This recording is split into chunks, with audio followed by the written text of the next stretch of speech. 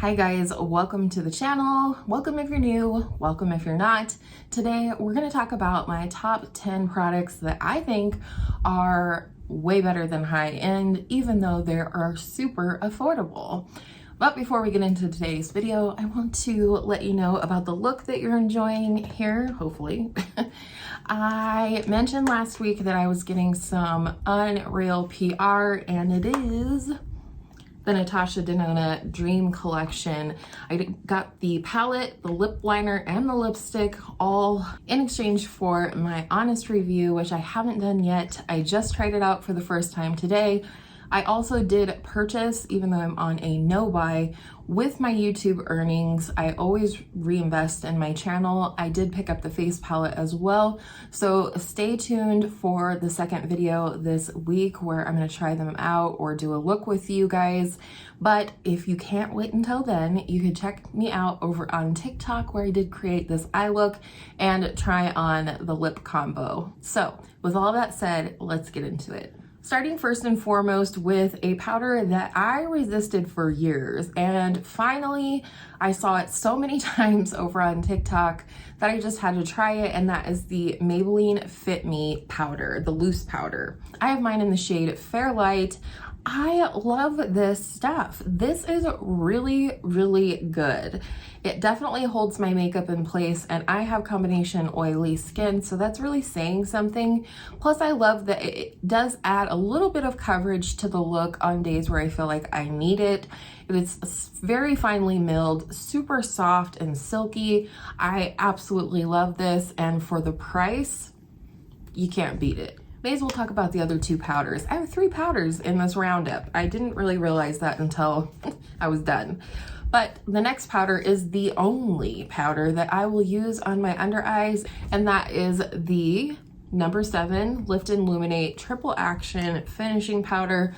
I have mine in the shade Light. As you can see, I have a lot to pan here, and this is beautiful. Now, this is frequently compared to the Charlotte Tilbury Airbrush Powder, and I have to disagree respectfully with that. I do feel like they have a similar texture, but not really the same.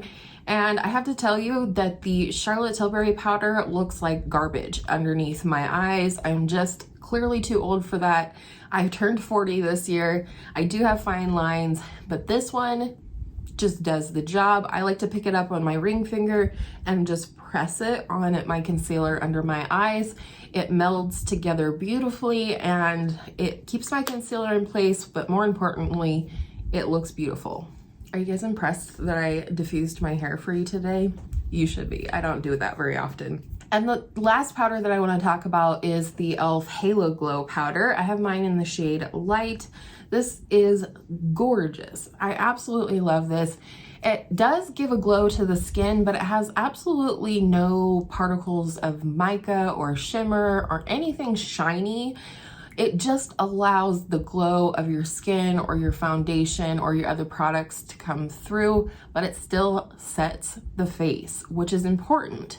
I would say that this is very similar to the Hourglass Veil powder, which I own, and I like this one better because while it allows that glow to come through and look really beautiful and healthy and skin-like, it still sets my makeup in place all day, which the Hourglass one does not. So highly recommend this one if you're looking for a new loose powder, or the Maybelline Fit Me, depending on what you like. The Fit Me is definitely more matte, and this one is, you know, natural. It's a natural finish. Talking about primer, the Wet n Wild Impossible Primer is impossibly amazing. This says that it mattifies, hydrates, blurs pores, and preps skin for lasting makeup, and it is impossibly silicone-free. This is not a Wet n Wild commercial, but I love this stuff. As you can see, mine is almost gone. I will repurchase it because it does everything that it says on the back. I don't find that it's the most mattifying primer, but it does do a good job at keeping my makeup on all day. It smooths out my skin, it hydrates my skin. I love this stuff. This is by far the most impressive primer that I have tried in recent history of my makeup journey, and I highly recommend it, and it's super, super inexpensive. It does, however, have a light coconut scent. So if that's bothersome to you, then you might want to skip it. Let's talk setting spray. I've tried a lot of high-end setting sprays, and this one beats them all. Now, I have touted this as a dupe for the Charlotte Tilbury Airbrush setting spray, and I still hold true to that, but I think this one's a little bit better. It's the Milani Make It Last setting spray. This is not a new product on the market by any means, and I love this. I do tend to decant this into a different bottle, this sprayer on this one. It's not only quite aggressive, but I feel like I go through the product a lot faster that way. So I do put it in a bottle with a finer mist. But other than that, the formula is amazing. And the reason I call this a dupe for the Charlotte Tilbury setting spray is that it brings that healthy glow and skin-like finish back to my face after applying my makeup, but it also keeps it on all day. And while the Charlotte Tilbury does that pretty well, I feel like this one does it better. I feel like this one keeps my makeup on longer, but still provides that skin-like finish on the skin. It settles down the powders, it melds everything together, but it also keeps my makeup on all day, which is really important to me. The newest product, and one you haven't even heard me talk about on my channel yet, is the e.l.f. Halo Glow Liquid Filter. I wasn't going to purchase this because I do own the Charlotte Tilbury Hollywood Flawless Filter, and these are very similar. They're a little bit similar in color, but this one's slightly lighter. But here's the deal with this. I love my Charlotte Tilbury Hollywood Flawless Filter, but this is not something that I will wear as a base coverage product. It just doesn't look good on my skin, my pores, my wrinkles, etc. And it's just too glowy, just way too glowy to wear as a base product for me. So I like this under makeup, but I mostly love this as a liquid highlighter. This one, however, I like any way that you can use it. I like this under my foundation.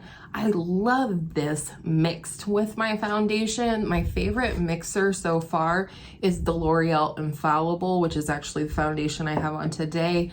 I love just, putting a few dots of this on my skin, putting a few dots of the foundation, and then just blend it all together. But I also recently did a look over on TikTok where this was my only coverage product other than concealer, and it performs beautifully. This one's just a little bit more smooth, a little less reflective, or the pearl is different in it.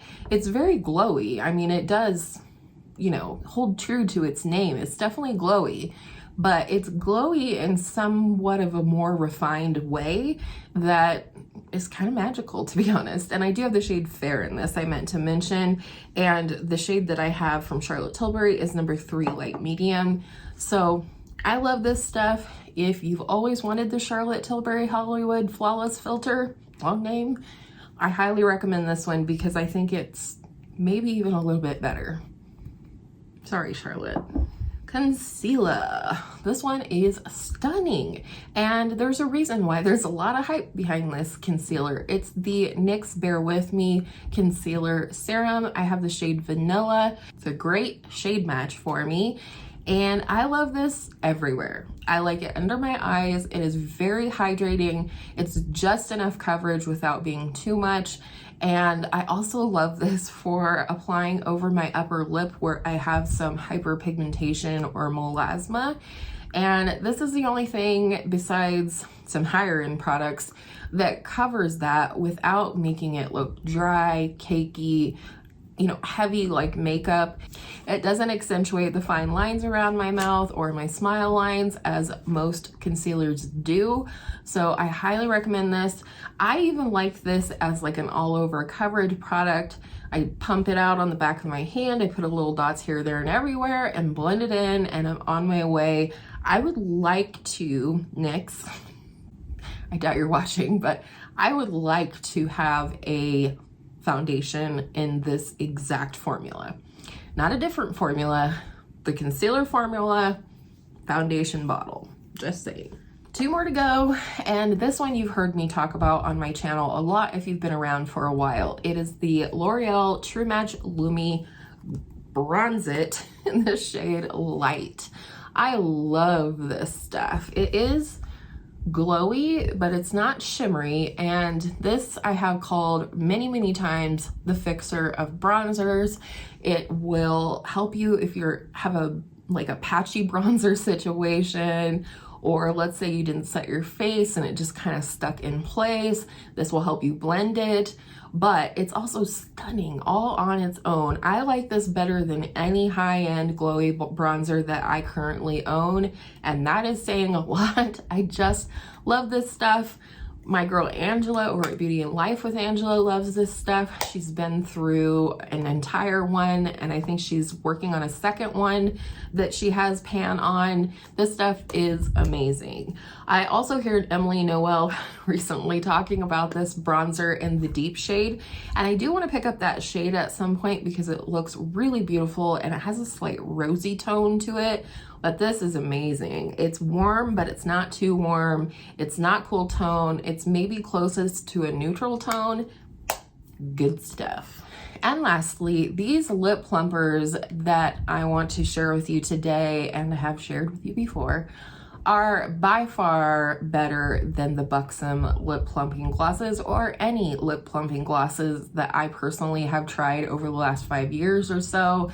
And that is the Milani Keep It Full Nourishing Lip Plumpers. These are my two favorite shades, and both of these are repurchases. Is that a word? I don't know. This is the shade Luminoso, which is definitely in line with the matching blush. And then this is the shade Soft Rose. I absolutely adore this shade. It's not quite cool tone, but getting there, and it's one of the only cool tone lippies that I can really pull off, I think. And so I love this as a center of the lip highlight with another lipstick, or all on its own with a beautiful lip liner. They have a minty feel to them, but not stingy and not even really plumping. I would say it's more like if you got minty toothpaste on your lips is how I describe it. They have a beautiful vanilla mint scent. So if you're not into scent and lip products, you might want to skip these, but I don't find that I can smell them after I apply them. I just can't get enough of these. I'll keep repurchasing them until, God forbid, they go off the market one day. They are amazing. So those are my 10 products that I think are 1000% better than high end. And not just because they're cheap, because they are amazing. Let me know down below, have you tried any of these products? Do you plan to? Do you have any recommendations for us? What are some drugstore products that are just far better than luxury or high-end products? I gotta know. And I hope you enjoyed today's video. If you did, you could give it a thumbs up, you could subscribe, you can do all that stuff. Leave us a comment down below so we can have a chat. And I hope all of your makeup days are absolutely beautiful makeup days. Bye.